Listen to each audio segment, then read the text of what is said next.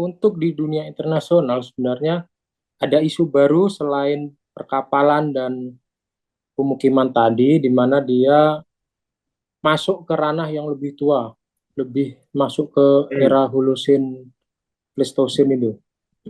Jadi di dunia luar, bagaimana arkeologi bawah air sudah masuk ke dunia yang lebih jauh lebih tua, rekonstruksi dari manusia yang ada lebih tua. Mungkin kalau di Indonesia memang lokasinya sangat potensi ya, terutama dengan kita adanya dua dataran yang besar, dataran Sunda dan Sahul, di mana kita tahu Laut Jawa yang sekarang 10.000 ke atas dulunya merupakan daratan.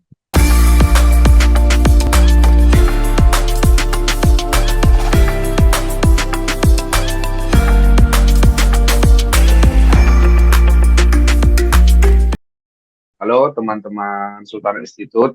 Kembali lagi bersama kami di podcast Sultan Institute. Jadi untuk beberapa kali ini kan eh, beberapa episode ya, beberapa episode kita sudah melaksanakan podcast ngobrol-ngobrol dan sharing bersama teman-teman semua seputar kajian atau penelitian arkeologi dan sejarah. Namun beberapa episode kemarin kita baru membahas kajian-kajian yang dari belum dari narasumber tamu ya. Nah, kali ini kita mulai nih untuk mencoba menggali, berbagi dan juga ngobrol-ngobrol bersama narasumber tamu kita seputar kajian arkeologi dan sejarah. Nah, kali ini kita kedatangan Mas Fauzi Hendrawan. Terima kasih Mas Fauzi sudah hadir. Ya, Nah, jadi kita sama-sama ngobrol. eh, Mungkin kita akan menanyakan seputar kajian arkeologi bawah air sama Mas Fauzi Hendrawan. Mungkin pertama ini Mas. Jadi kalau secara umum atau secara awam kan eh, kita mengenal arkeologi bawah air sebagai salah satu bidang kajian di kajian arkeologi maritim yang meneliti tinggalan arkeologi atau sumber daya arkeologi maritim di bawah air ya, Mas. Baik laut, sungai, mungkin atau danau juga gitu. Yang secara umum mungkin bisa tergambar itu eh, sebagian besar adalah bangkai kapal beserta kargo-kargonya gitu. Nah, kemudian kan eh, yang menjadi pertanyaan lanjutan juga arkeologi bawah air ini kan kalau di arkeologi mungkin ada salah satu metode penelitian itu yang kita kenal sebagai ekskavasi. Nah, sebenarnya gimana sih, Mas, metode dan juga penelitian di arkeologi bawah air ya? Karena kan umumnya kalau ekskavasi itu di darat atau di terestrial. Nah, jadi sebenarnya awalnya eh, apa sih sebenarnya definisi atau misalkan penjelasan yang apa ya penjelasan awal tentang arkeologi bawah air dan bagaimana metode dan juga penelitian di arkeologi bawah air. oke. Jadi saya ucapkan terima kasih terlebih dahulu kepada Sultanet Institute atas atas undangan dan kesediaannya untuk membahas topik ini bersama dengan obrolan ringan. Baik, yang pertama sebenarnya untuk berbicara mengenai arkeologi bawah air itu sebenarnya merupakan bagian dari arkeologi maritim. Jadi sebenarnya arkeologi maritim itu sendiri ada beberapa fokus yang bisa dipecah arkeologi maritim. Nah, untuk bawah air itu menjadi salah satunya. Jadi untuk bawah air sendiri sebenarnya untuk kajiannya memang kebanyakan mengenai kapal tenggelam. Namun akhir-akhir ini banyak juga dia membahas tentang situs-situs pemukiman yang tenggelam, kemudian Hmm. bahkan untuk fish trap kuno atau jebakan ikan kuno udah masuk dalam kajian arkeologi maritim. Jadi segala sesuatu benda-benda data arkeologi yang mungkin sudah banyak orang sudah mengetahui apa itu data arkeologi yang di bawah air menjadi kajian dari arkeologi bawah air. Mungkin itu Mas Izur. Sementara untuk yang membedakan dengan di daratan, yang pasti kita sudah berada masuk dalam dunia yang berbeda. Secara Ya, kodrat, kita adalah hidup di darat, sedangkan untuk ya. bawah air, kita melawan kodrat kita sebagai makhluk yang di darat, jadi membutuhkan suatu metode yang khusus untuk penelitian arkeologi bawah air. Begitu Mas Izur. Ya, biasanya itu ya Mas ya. Kalau apa untuk penelitian di bawah air itu kan memerlukan satu apa ya namanya latihan atau teknik tertentu ya Mas ya. Dari untuk kita bisa eh, menyelam mungkin ya, menyelam dan meneliti eh, atau ekskavasi di bawah air. Itu kalau di apa studi arkeologi dia ada ini Mas, apa mata kuliah atau ada bidangnya sendiri gitu Mas? Kalau secara khusus ada mata kuliah di jurusan arkeologi, memang secara umum dia ambil ke arkeologi maritimnya.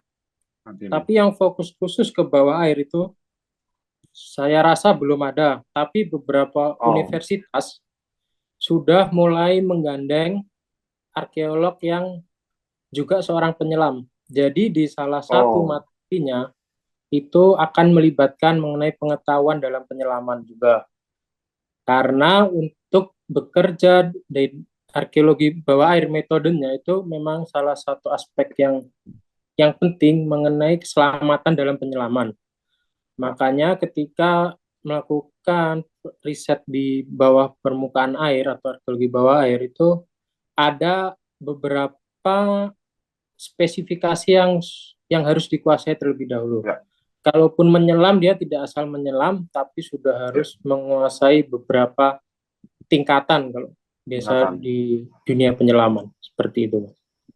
Berarti kalau untuk pendidikan nyelamnya itu dia apa ya pelatihan terpisah gitu ya Mas ya, dari studi arkeologi. Kalau di beberapa universitas memang ada dia yang bernaung di bawah himpunan mahasiswa. Jadi Oh, ada himpunan mahasiswa yang memang untuk belajar menyelam. Tapi ada juga hmm, dia yang menggandeng seperti instansi pemerintahan kalau sekarang kalau dulu ya, dulu ya, ada ya, BPCB.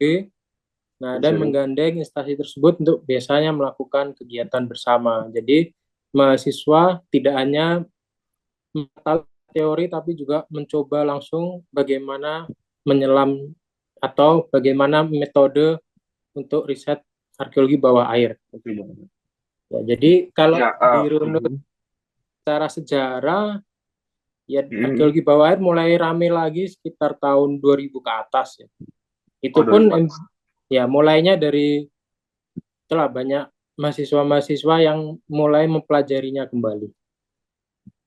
Jadi sebenarnya secara apa ya pelatihan dan juga pendidikannya di kampus itu sebenarnya juga sudah mulai difasilitasi ya Mas ya, difasilitasi untuk kajian atau goer. Nah, yang menarik itu tadi ini Mas, kan mungkin sebagian besar yang lebih banyak adalah tinggalan kapal tenggelam. Nah, kalau mungkin Mas Fauzi bisa cerita beberapa contoh yang tadi eh, seperti permukiman tenggelam atau yang satu lagi ya Mas ya tadi yang termasuk dalam kajian arkeologi bawah air itu salah satu mungkin situs di Indonesia yang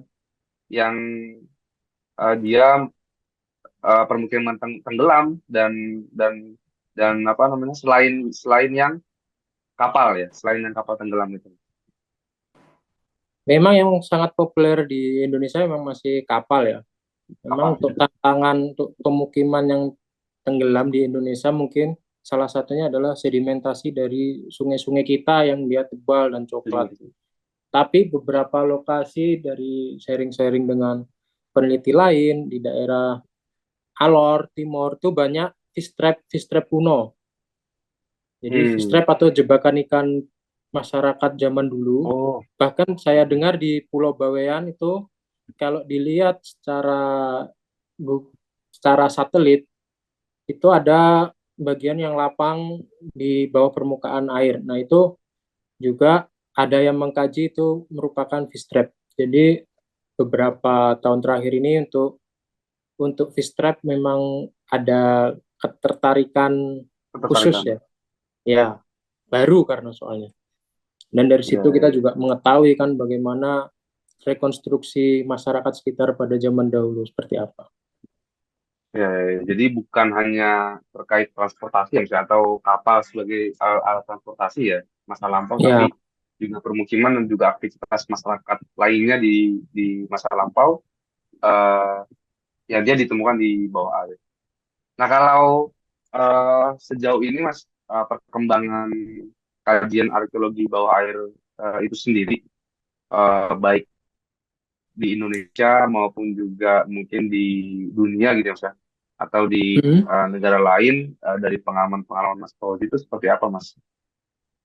Kalau di Indonesia setelah ada peralihan di dunia riset kita, mungkin di situ Hmm. masih ada penyesuaian-penyesuaian yang dilakukan di suatu organisasi. Jadi penelitian-penelitian mengenai arkeologi bawah air sendiri juga mengalami penyesuaian. Masih ada yang berjalan, cuma tidak tidak Oh, segencar dulu sebelum ada perpindahan. Tes tes. Kemudian untuk di dunia internasional sebenarnya ada isu baru selain perkapalan dan pemukiman tadi, di mana dia masuk ke ranah yang lebih tua, lebih masuk ke hmm. era Holosin, Pleistosen itu. Jadi di dunia luar, bagaimana arkeologi bawah air sudah masuk ke dunia yang lebih jauh lebih tua, rekonstruksi dari manusia yang ada lebih tua. Mungkin kalau di Indonesia memang lokasinya sangat potensi ya, terutama dengan kita adanya dua dataran yang besar, dataran Sunda dan Sahul, di mana kita tahu Laut Jawa yang sekarang 10.000 ke atas dulunya merupakan daratan. Nah, Silakan. ketika arkeolog luar negeri sudah berbicara data sejauh itu, di sini belum ada yang membicarakan data seperti itu. Jadi kalau Hmm. di luar negeri mereka sudah menggandeng perusahaan-perusahaan seperti pengeboran minyak yang memang melakukan pengeboran Oh, di kedalaman seperti itu. Dan ketika ada hasil dari pengeboran itu, ada semacam alat batu, itu sudah menjadi suatu topik betul. yang menarik di luar negeri. Hmm. Jadi kalau Ya, ya, istilah ya. istilah istilah terkenalnya apa? Submerged landscape seperti itu. Iya, sama sih. Di Ya, Indonesia sedangkan di itu Indonesia, hmm, di belum Indonesia belum berkembang. mungkin belum ya bisa. Ya, padahal potensinya Ya, sangat ya, besar mengingat kita tahu lah kalau di oh, Jawa terkenal Homo erectus dengan usia segitu jauhnya. ya, ya. Artinya di dataran Sunda yang lebih rendah atau sekarang sudah terbenam juga adalah kehidupan seperti itu. Tapi kalau kalau peneliti-peneliti dari luar itu, yang peneliti bawah air dari luar itu juga banyak meneliti objek-objeknya di Indonesia juga atau masih di luar, Mas? Kalau peneliti luar dulu dulu ya awal-awal memang sering ya datang kemari. Tapi karena sekarang mungkin regulasi kita sudah jadi Hmm. untuk yang luar datang kemari pun dari perketat. Kalau dulu mungkin kadang mereka asal masuk aja melakukan sesuatu, tapi untuk sekarang kita udah mulai memfilter setiap kegiatan riset karena kalau tidak begitu maka ibaratnya kita akan kecolongan mengenai data-data Ya, tersebut. ya, ya. Mungkin lebih apa? Kalau dari Mas Fauzi sendiri, sejauh ini penelitian di beberapa situs atau mungkin di lokasi, eh, apa penelitian bawah air itu, di mana saja, Mas? Mas Fauzi, penelitian Kalau bawah airnya. saya kalau saya yang berkaitan dengan bawah air yang sudah pernah saya lakukan itu di Bawean atau Laut Jawa, Oh, kemudian di Bintan atau di Selat Malaka, kemudian yang terakhir itu ada di Teluk Ambon, daerah Maluku. Nah, itu untuk ke semua situsnya memang berkaitan dengan kapal tenggelam, cuma masanya beda-beda. Di Ya, di Bawean itu akhir abad 19, kemudian di Bintan itu abad 18, beberapa kemudian menit. yang di Teluk Ambon itu udah daerah abad 21 ya, tahun Abad 58 21. itu. Ya. Nah, jadi cakupannya sebenarnya cukup luas ya, Mas Fauzi, di Jawa, di Selat Malaka, juga sampai di kawasan perairan Indonesia Timur ya, Mas, ya, sebenarnya. Iya, Mas. Eh, nah, yang kemudian menjadi pertanyaan lagi, Mas, kalau apa istilahnya ya, kalau arkeologi bawah air itu kan eh, kemudian selain penelitian, meskipun bukan hanya bawah air sih ya, mungkin arkeologi secara umum. eh, yang menjadi hangat sekarang itu kan kajiannya bukan hanya penelitian atau mungkin kalau di secara akademik itu bahasanya arkeologi murni gitu ya Mas ya. Terus ada juga Ya. CRM atau Cultural Research Management. Nah, kalau di bawah air sendiri mengenai tantangan dan juga peluang itu baik terkait dengan eh, aktivitas penelitiannya, terus kemudian juga eh, pelestarian sampai ke pemanfaatannya. Itu kira-kira tantangan dan peluangnya sebenarnya apa sih Mas, untuk keberlanjutan lah ya sebenarnya keberlanjutan riset ke depan gitu. Sebenarnya kalau urutan untuk arkeologi bawah air ini memang panjang ya.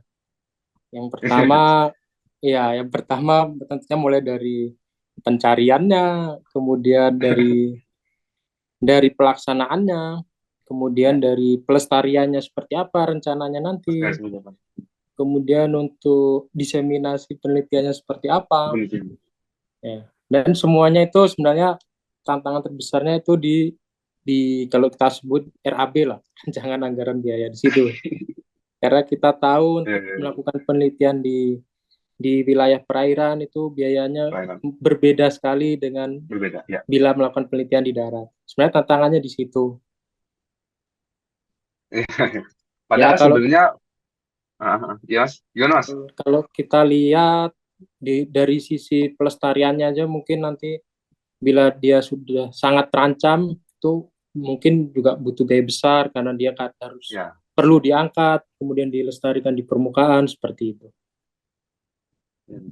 Kalau eh, misal yang di Rembang itu ya Mas ya, apa itu namanya, kayu kapal Rembang itu kan kalau nggak salah juga sudah melalui satu proses pelestarian gitu ya. Jadi bisa di-display di apa namanya, di tanpa direndam dan lain-lain. Eh, itu termasuk iya Mas, termasuk proses dari penelitian dan pelestarian arkeologi bawah air juga atau sebenarnya itu nggak termasuk di bawah air ya? Kalau kalau Rembang itu sebenarnya dia tidak masuk dalam bawah air, cuma Bawah dia air. masuk Oh. dalam maritim, Hmm. arkeologi maritim. Cuma dia karena masih di dekat dengan wilayah wilayah apa offshore atau pesisir ya, pesisir. Jadi Hmm. dia masih masih perlu suatu pelestarian yang khusus. Jadi dia kalau kemarin dengar-dengar biayanya juga mahal, harus Ah, disesuaikan, direndam dalam waktu sekian lama. Makanya hal-hal seperti itu yang kadang bagi seorang manajemen atau stakeholder yang tidak memahami ya, akan berat untuk mengeluarkan anggaran sebesar itu. ya, ya. Dan mungkin bisa dibilang untuk konservasi kapal itu mungkin di Indonesia baru Rembang itu mungkin ya. Yang bagus memang, yang berhasil mungkin baru Rembang itu Yang memang. berhasil ya, baru Rembang itu. Ya, ya. Sedangkan Dan di mungkin wilayah potensinya banyak yang belum. potensinya kalau Rembang itu kalau secara secara regional internasional itu datanya yang paling lengkap untuk era kapal abad seperti abad segitu ya, Mas. Iya, iya, Jadi iya. mungkin yang yang bisa menandingi data Rembang mungkin dari Thailand. Oh, Cuma Thailand. ya dari Thailand pun secara kelengkapan teknik yang nampak itu memang Rembang memang luar biasa. Jadi memang memang kita mengeluarkan effort yang besar untuk konservasi kapal Rembang, cuma ya secara secara kajian kawasan ya ibaratnya gengsi kita adalah di situ untuk kawasan Ya, ya. lain gitu Mas. Iya. Padahal sebenarnya mungkin ya untuk Indonesia sebagai negara kepulauan ya, Mas, peluang dan juga apa istilahnya kesempatan untuk penelitian arkeologi bawah itu bisa dibilang besar ya, cukup besar ya. Sumber daya arkeologi bawah airnya itu ya. Ya Mas, besar Mas. Memang kalau ya itu tadi misal kalau ditarik secara histori jauh, kita ada di Ya, dataran Sunda Tahul, di situ ya, kita tahu lah pasti ada manusia, sudah ada manusia Homo erectus saja segitu tahun. ya, ya. Kemudian bila ditarik pada era-era apa awal-awal Masehi, mungkin di situ kita harusnya memang sudah bangsa yang mengenal pelayaran. Mana pelayaran? Kemudian ya lokasi kita pun merupakan kalau dulu belum ada mesin, lokasi kita memang sangat strategis sebagai tempat pemberhentian alur pelayaran dari Asia Asia daratan menuju Asia Selatan Mhm. sampai ke Asia Barat atau Timur Tengah. Ya, Jadi sampai era mesin pun kapal mesin kita ya, lokasi Indonesia ini memang sangat strategis. strategi Jadi ya. di mana di situ apalagi setelah Australia rame, di situ Ya, orang-orang Asia Timur banyak yang berdiaspora, orang-orang Cina, diaspora. mereka ya orang-orang Cina berdiaspora, tentu mereka melakukan pengakuan dengan kapal-kapal uap dan pasti Ya, mereka melewati negara kita. Jadi perairan. potensi Ya, untuk arkeologi maritim khususnya bawah air ya, memang masih sangat besar di Indonesia gitu Mas. ya. Hanya mungkin ada beberapa tantangan ya, yang khususnya dalam dalam kasus mungkin in case di Indonesia yang tadi kalau kita coba belajar dari bagaimana perkembangan kajian arkeologi maritim terlebih arkeologi bawah air di dunia luar ya, di mana sudah mungkin multidisiplin dan juga peluang-peluang kerjasama ya, misalnya. Eh, peluang kerjasama dengan lembaga secara kelembagaan itu sudah eh, berlangsung, sudah dilakukan, sedangkan di Indonesia masih mungkin ya bukan bukan tidak berkembang, tapi banyak tantangan yang dilewati ya, misalnya. Ya harapannya, apa namanya? Kira-kira dari Mas Fauzi sendiri melihat potensi dan juga peluang yang cukup besar ya eh, untuk apa kajian arkeologi maritim, khususnya arkeologi bawah air dalam konteks kita Indonesia negara kepulauan, seperti yang tadi Mas Fauzi jelaskan dari mulai era eh, di mana kita bangsa yang sudah mengenal pelayaran sampai era-era kapal uap ya Mas ya, kita sebagai lalu lintas pelayaran dunia. Sebenarnya harapannya apa Mas ke depannya Mas? Mungkin baik penelitian sampai pelestarian dan juga pemanfaatan yang itu merupakan satu rangkaian proses panjang ya, terutama kalau Ya, arkeologi bawah air itu. ya memang dengan adanya potensi yang besar akan muncul juga tantangan yang besar pastinya. Ya, Sebenarnya kalau kita melihat di internal kita dulu ya, mungkin banyak ada mungkin kementerian atau lembaga yang hmm. sebenarnya menganggap dirinya mempunyai kepentingan di situ dan mereka masih tidak sinkron. Dan Oh, oke. ketidaksinkron itu biasanya karena belum adanya regulasi yang pasti. Jadi Hmm. sebenarnya balik Sepertinya saya lagi tahu ke Mas di kementerian ya ada banyak yang mengetahuinya. Jadi di situ sebenarnya hanya masalah komunikasi ya kalau saya rasa. ya, ya, ya. Dan bagaimana ego antar kementerian ini bisa menjadi tantangan yang besar itu menjadi potensi juga dalam pengelolaan pengelolaan data-data arkeologi bawah air ke depannya. Jadi itu satu. Kemudian mengenai regulasi itu juga sebenarnya bagaimana regulasi itu sebenarnya tidak hanya mengikat ke antar kementerian yang bertanggung jawab. Sebenarnya ke masyarakat sendiri pun masih, kalau di Indonesia banyak yang menganggap data arkeologi yang ada di bawah permukaan air ini merupakan, mindset mereka masih itu merupakan harta karun lah kalau bahasa populernya. Jadi masih memandang dari nilai ekonomi yang praktis. Mindset masyarakat yang masih menganggap tuh mungkin bisa dirubah juga, bagaimana kita melakukan diseminasi penelitian yang tepat. Jadi diseminasi penelitian itulah yang nantinya dapat merubah mindset.